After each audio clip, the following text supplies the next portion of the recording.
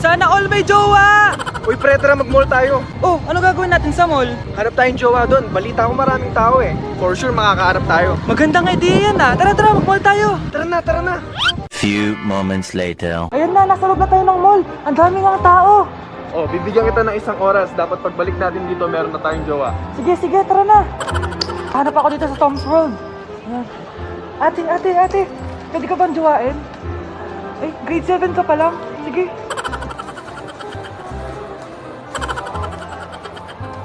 Uy, miss.